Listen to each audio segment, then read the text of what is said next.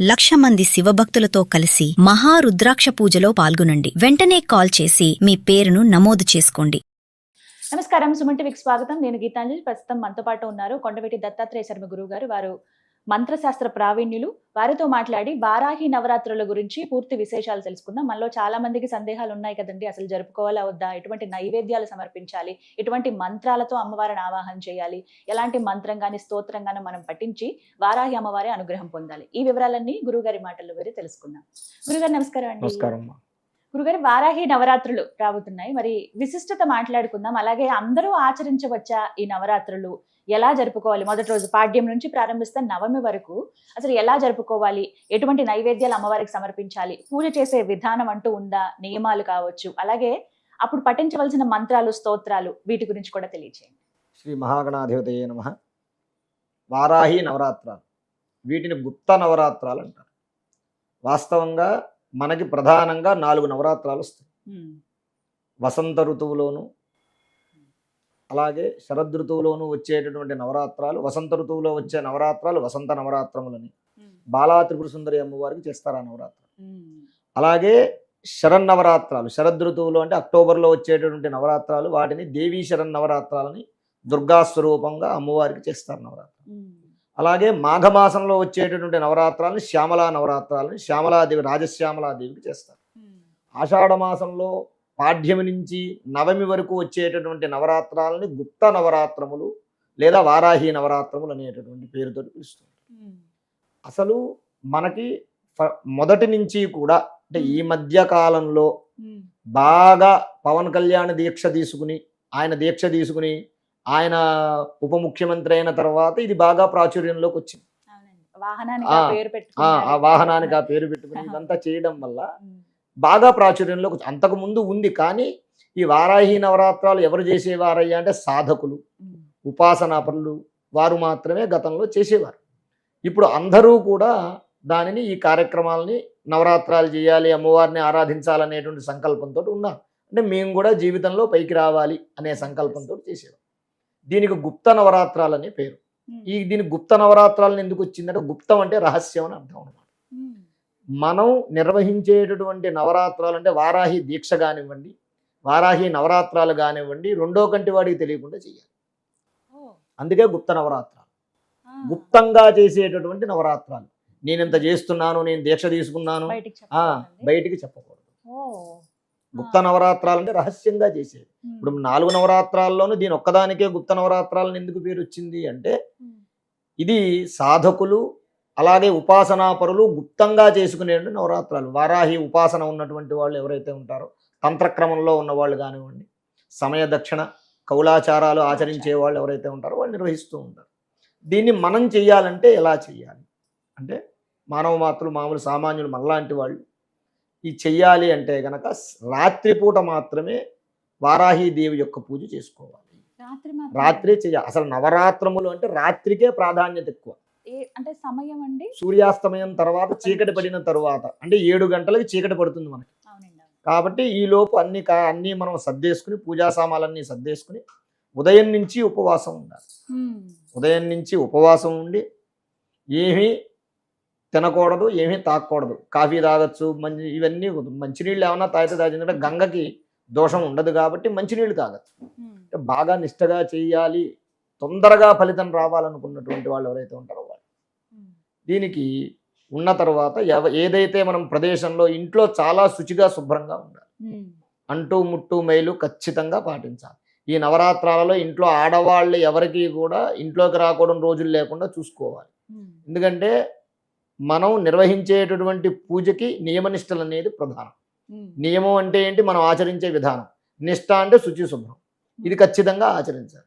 ఉపవాస దీక్షతో ఉండి మనం ఏదైతే ఈ ప్రదేశంలో ఇంట్లోనో లేకపోతే ఎక్కడైనా గుళ్ళోనో ఎక్కడైతే చేస్తున్నామో అక్కడ ఆవు పేడతోటి అలకాలి. ముందు దాని మీద ఒక పీట వేయాలి, చెక్క పీట.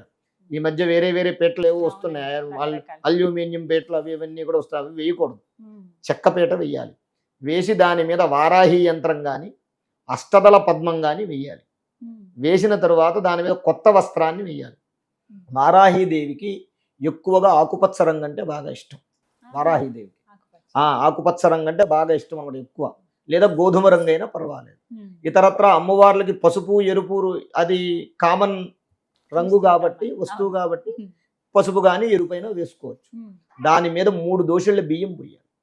పోసిన తరువాత ఒక రాగి పాత్ర అంటే ఒక రాగి పళ్ళెం లాంటిది ఏదైనా పెట్టుకుని, కలశం పెట్టుకునేటటువంటి వాళ్ళు ఎప్పుడూ కూడా ఒకటే ఆలోచించుకోవాలి, కలశం కదలకూడదు. కలశం పెట్టుకుంటే అఖండ దీపం కానీ కలశం కానీ పెట్టుకుంటే అఖండ దీపం కొండెక్కకుండా చూసుకోవాలి, కలశాన్ని జాగ్రత్తగా పెట్టుకోవాలి. ఎందుకయ్యా అంటే వారాహీదేవి ఉగ్రదేవత, ఎంత కరుణామూర్తియో అంత ఉగ్రదేవత. అపచారం జరగకూడదు. కలశాలు ఏదైనా దొర్లినా కింద పడినా అది చాలా ఇబ్బందికర పరిస్థితులకి దారితీసేటువంటి పరిణామాలు వస్తాయి. కాబట్టి కలశాలు అవి పెట్టుకుని ఓపికగా చేసుకునే వాళ్ళు ఉంటే, సంరక్షించి చేసుకునే వాళ్ళు ఉంటే కలశం పెట్టి అఖండం పెట్టుకుని చేసుకోవచ్చు. ఓపిక లేని వాళ్ళు ఉంటారు. వాళ్ళు ఏం చేయాలి అంటే ఒక రాగి పళ్ళెం పెట్టుకుని, ఈ మధ్య అమ్మవారు వారాహి అమ్మవారి యొక్క ప్రతిమలు కానీ రూపులు కానీ వస్తున్నాయి. చిన్న చిన్న విగ్రహాలు లాంటివి వస్తున్నాయి. ఆ విగ్రహం కూడా బొటనవేలు పరిమాణం కన్నా పెరగకూడదు. అంగుష్ట మాత్రం బొటనవేలు పరిమాణం కన్నా పెరగకూడదు. దానిని తెచ్చి ఆ రాగి పళ్ళెంలో పెట్టుకుని చక్కగా దానికి అభిషేకం, పంచామృతాలతో అభిషేకం చేసి వారాహి అష్టోత్తరం ఒకటి, తర్వాత దేవీ ఖడ్గమాలా స్తోత్రంతో ఒకటి అర్చన చేసుకో. ఇంకా ఓపుకుంటే లలితా సహస్రనామం కూడా చెప్పుకుని అర్చన చేసుకుని ప్రతిరోజు కూడా అమ్మవారికి శక్తి ఉన్నటువంటి వాళ్ళు రోజు ఒక అన్న పదార్థం, ఓ రోజు పరమన్నం అంటే ఈ రోజు ఇదే పెట్టాలి, ఈ రోజు ఇదే పెట్టాలనేం లేదు. ఓ రోజు పరమన్నం, ఓ రోజు పులిహార, అన్న పదార్థం మాత్రం ఖచ్చితంగా పెట్టాలి. ఒకవేళ అన్న పదార్థం పెట్టలేని వాళ్ళు ఎవరైతే ఉంటారో వడపప్పు నైవేద్యంగా పెట్టచ్చు. బెల్లము, వడపప్పు, పానకం. వడపప్పు అమృత స్వరూపం అనమాట, అమ్మవారికి అమృత తుల్యం. అమ్మవారే సాక్షాత్తు చెప్పిందనమాట. పానకం కానీ వడపప్పు కానీ ఈ రెండు నాకు అమ్మవారి యొక్క ఆకలి దాహము తీర్చినటువంటి వస్తువులు. ఆ రెండు కూడా మహిషాసురుడు సంహారం అయిన తరువాత అమ్మవారు బాగా ఆకలి దాహంతో ఉంది. బాగా ఉండేసరికి అందరూ వస్తున్నారు, అమ్మవారికి నమస్కారం చేస్తున్నారు, మణులు మాణిక్యాలు గిఫ్ట్లన్నీ ఇస్తున్నారు, కానీ ఆవిడని ఎవరూ పట్టించుకోవట్లేదు. ఎవరైనా కాస్త మంచినీళ్ళు లేకపోతే ఏమన్నా తినడానికి ఏమైనా తెచ్చారా అంటే తేలేదు. అమ్మవారు అలా చూస్తుంది, ఎవరైనా తెస్తారేమో అని. అగస్త్య మహర్షికి ఈ విషయం తెలిసింది. అమ్మవారు సంహారం చేసింది మహిషాసురుడిని తెలిసిన తర్వాత ఆయన అమ్మవారి దర్శనం చేసుకుందాం, ఆ రూపంతో శక్తి స్వరూపం కదా, అష్టాదశ భుజ మహాదుర్గ స్వరూపంతో అమ్మవారు ఉంటుంది. 9 అడుగులు ఉంటుంది అమ్మవారు. చండీలో అమ్మవారి యొక్క వర్ణన చెప్తారు. 9 అడుగులు ఉంటుంది అమ్మవారు, 18 చేతులు. చాలా విశేషమైనటువంటి రూపం. ఆ రూపాన్ని దర్శించాలని అగస్త్యుడు పరిగెత్తుకుంటూ వస్తున్నట్ట. వచ్చేటువంటి క్రమంలో పత్రం పుష్పం ఫలంతోయం అన్నారు. మనం ఎవరి దగ్గరికైనా వెళ్ళేటప్పుడు ఉత్తి చేతులతో వెళ్ళకూడదు, రక్తహస్తాలతో వెళ్ళకూడదు. ఏదో మనకు తోచింది మన శక్తి కొలది ఇవ్వాలన్నమాట. ఆయన దగ్గర ఏముంది, చెంబులో నీళ్లు తప్ప, కమలంలో నీళ్లు తప్ప ఏమీ లేవు. ఆలోచిస్తే ఆ పక్కన పెసర చేను కనిపించింది ఆయన. ఆ పెసర చేను కనిపిస్తే వెంటనే ఆ పెసలు తెంపి ఈ చెంబులో వేసుకున్నాడు. వేసుకుని మళ్ళీ కొద్దిగా ముందుకెళ్ళినటువంటి తర్వాత చెరుకు తోట కనిపించింది. ఓ 2 చెరుకు ముక్కలు కోసుకుని ఆ చెరుకు ముక్కలు అలాగే ఈ యొక్క ఇది పట్టుకుని వెళుతూ లైన్లో నుంచున్నాడు. అమ్మవారి దర్శనానికి లైన్లోకి వెళ్ళాలి. ఇప్పుడు తిరుపతి మనం వెళ్ళినప్పుడు ఎలా లైన్లో ఉంటాం, 33 కోట్ల మంది దేవతల లైన్లో ఉంటే ఈయన ఎక్కడో వెనకాల ఉన్నాడు. అమ్మవారికి ఈ అగస్త్య మహర్షి ఈ 2 పదార్థాలు తెచ్చినట్టుగా తెలిసింది. వెంటనే లేచి పరిగెత్తుకుంటూ అగస్త్య మహర్షి దగ్గరకు వచ్చి వెంటనే ఆ పెసరపప్పు నోట్లో వేసుకుని చెరుకును పిండి ఆ తీర్థం తాగిందట అమ్మవారు. చెరుకు రసం, ఆ చెరుకుతోటి తయారయ్యేటటువంటి బెల్లంతో వచ్చినటువంటి పానకం కింద, అలాగే వడపప్పు మనం ఏదైతే ఉందో ఈ పెసరపప్పు ద్వారా వచ్చింది వడపప్పు. కాబట్టి నా ఆకలి దాహము తీర్చినటువంటి ఈ 2 పదార్థాలు నా పూజలో తప్పనిసరిగా ఉండాల్సిందే. అందుకనే మనం పూర్వం నుంచి కూడా అమ్మవారు పూజ చేస్తే వడపప్పు పానకం ఖచ్చితంగా పెట్టడానికి గల కారణం ఇదనమాట. అమ్మవారు చెప్పింది స్వయంగా, నా పూజలో ఇవి లేకపోతే నా ఆకలి తీరదని చెప్పిందట అమ్మవారు. అలా అమ్మవారికి నివేదన చేసేటప్పుడు మన శక్తి కొలది ఏ ఉన్నా లేకపోయినా, పెట్టినా పెట్టకపోయినా వడపప్పు పానకం నివేదన పెడితే అమృతం నివేదన పెట్టినట్టే అమ్మవారికి. పెట్టి చక్కగా ధూపదీప నైవేద్యాలు సమర్పించి హారతిచ్చుకుని అమ్మవారి యొక్క మహత్యం కానీ లేదు దేవీ భాగవతం కానీ చదువుకోవచ్చు. చదువుకుని చక్కగా అక్షంతలు నెత్తి మీద వేసుకుని అలా ఏ రోజుకు ఆ రోజు 9 రోజులు కూడా పూజ అయిన తర్వాత 9వ రోజు ఒకవేళ వీలైతే శక్తి ఉన్న వాళ్ళైతే గనక ఎవరైనా వారాహి మంత్ర ఉపాసకులు కానీ ఆ తపస్సు చేసినటువంటి వాళ్ళు కానీ ఎవరైనా ఉంటే వాళ్ళని పిలిచి ఇంటికి చక్కగా వాళ్ళకి స్వాగత సత్కారాలు పలికి వారి చేత వారాహి హోమం చేయించుకుని ఇంట్లో చేయించుకుని వారికి చక్కగా యథాశక్తి దక్షిణ తాంబూలాలు ఇచ్చి వారికి భోజనం పెట్టి పంపించాలి. ఇలా చేస్తే వారాహి నవరాత్రాలు తప్పనిసరిగా ఆ అమ్మవారి యొక్క అనుగ్రహం ఈ యొక్క కుటుంబం మీద పడుతుంది. పూజా సమయం ఎప్పుడండి? పూజా సమయం సాయంత్రమే. ఉదయం ఉదయం మామూలుగా నిత్యార్చన ఉదయం చెయ్యాలి. నిత్యార్చన అనేటటువంటిది ఉదయం ఎప్పుడూ చేయాల్సిందే. ఇప్పుడు ఇంట్లో దేవుడికి పూజ చేసుకుంటాం కదా, అలా మామూలుగా అమ్మవారు శుభ్రం చేసి ఉదయం పూజ అంటే నవరాత్ర దీక్షలో మనం సులువుగా చేసుకునే పద్ధతి. అసలు నవరాత్ర దీక్ష ఎలా చేయాలి అంటే షట్కాలార్చనలు చేయాలి. 6 కాలాలలోనూ అమ్మవారికి అర్చన చేయాలి, 6 కాలాలలోనూ అష్టోత్తరం చెప్పాలి, 6 కాలాల్లోనూ అభిషేకం చేయాలి. ఇవన్నీ ఉంటాయి. అవన్నీ మనం చేసేటటువంటి పరిస్థితి లేదు కాబట్టి ఉదయం పూట మామూలుగా అమ్మవారికి షోడశోపచార పూజ చేసుకుని సాయంత్రం పూట ఉదయం నుంచి ఉపవాసం ఉండి రాత్రి సమయంలో విశేషమైనటువంటి ఇలా ఈ విధానంగా చేసుకుంటే అమ్మవారి యొక్క అనుగ్రహం లభిస్తుంది. ఇంకా ఖాళీగా ఉంటే వారాహి స్తోత్రం ఉంటుంది.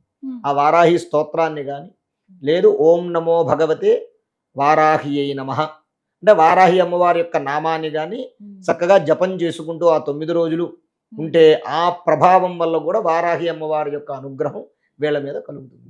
అంటే అమ్మవారు అసలు ఎలాంటి ఫలితాలను ఇస్తుంది ఈ నవరాత్రి? వారాహి అమ్మవారు సంపూర్ణమైనటువంటి ఫలితం ఇస్తుంది. అది ఇది అని కాదు, అన్ని రకాలుగా ఏ అమ్మవారైనా ఏ భగవంతుడైనా సరే అన్ని రకాలుగా ఇస్తాడు, అన్ని రకాలుగా ఫలితాన్ని ఇస్తాడు. ఈ వారాహి అమ్మవారు ఏంటి అంటే ముందు మనస్సులో ఉన్నటువంటి భయాలను తొలగిస్తుంది. తరువాత వారాహి అమ్మవారిని అసలు ఆరాధించడానికి గల ప్రధానమైనటువంటి కారణం ఏంటంటే ఈ వారాహి అమ్మవారు ఎవరు? విష్ణుమూర్తి యొక్క దశావతారాలలో వరాహస్వామి వారి యొక్క స్త్రీ రూపం, స్త్రీ శక్తి. ప్రతి సృష్టిలో ప్రతి దానికి కూడా స్త్రీ శక్తి ఉంటుంది, పురుష శక్తి ఉంటుంది. అలాగే వినాయకుడు ఉన్నప్పుడు వైనాయకి అమ్మవారు కూడా ఉన్నారు, కుమారస్వామి ఉన్నారు, కౌమారి అమ్మవారు ఉన్నారు. పురుష దేవత యొక్క శక్తి స్త్రీ దేవతగాను, స్త్రీ దేవతా శక్తి పురుష దేవతగాను కూడా 2 శక్తులు ఉంటాయి. అలాగా నారసింహి లేదా ప్రత్యంగిర ఇలాగ ప్రతిదానికి ఉంటారు. ఇలా ఉన్నప్పుడు ఏమవుతుంది అంటే ఈ వారాహి అమ్మవారు వరాహస్వామి వారి యొక్క శక్తితో ఉద్భవించినటువంటి తల్లి. ఈవిడ లలితా త్రిపుర సుందరి అమ్మవారి యొక్క దండనాయకి, సైన్యాధ్యక్షురాలు. అంటే ఎవరైతే అమ్మవారిని ఆరాధిస్తారో వారికన్నా ముందు ఆవిడే ఉండి వారి యొక్క కష్టాలను నివారణ చేస్తుంది. అంటే దండం పట్టుకుని అమ్మవారు, మనం వారాహి అమ్మవారి యొక్క పటం చూస్తే దండం పట్టుకున్నట్టు ఉంటుంది. ఆ దండం ఆవిడ దండనాయకి అమ్మవారు అన్నమాట. తెలుసో తెలియకో ఈ వారాహి అమ్మవారిని ఆరాధించినటువంటి వాళ్ళు ఏదైనా పొరపాట్లు చేస్తే దండించి నాయనా నువ్వు వెళ్ళే దారి తప్పు అని చెప్పి సన్మార్గంలో పెట్టేటటువంటి ఇది కూడా ఆ యొక్క వారాహి అమ్మవారికి ఉంటుంది. అంతేకాకుండా వారాహి అమ్మవారు మనం చెప్పుకున్నాం విష్ణుమూర్తి వారాహస్వామి స్వరూపం చెప్పుకున్నాం కదా. ఈ వరాహస్వామి ఎలాగైతే భూమిని ఉద్ధరింపజేశారో, సముద్రంలో పడిపోయినటువంటి ఈ భూమిని ఉద్ధరింపజేశారో, వారాహి అమ్మవారిని కనుక ఎవరైతే ఆచరిస్తారో వారికి కష్టాలు, ఈ యొక్క దాంపత్యము, సంసారం అనేటటువంటి సముద్రంలో పడి కొట్టుమిట్టాడేవాడిని పైకి తీసుకొస్తుంది అమ్మవారు. ఆ కారణంగా వారాహి అమ్మవారిని ఆరాధన. చాలా చక్కగా వివరించారండి. ఇవన్నీ కూడా సందేహాలు, అసలు జరుపుకోవాలా వద్దా, ఒకవేళ చేస్తే కనుక ఎలా అనేటువంటి సందేహాలను నివృత్తి చేశారు. ధన్యవాదాలు గురువు గారు. నమస్కారం. శ్రీ మహాగణాధిపతయే నమః.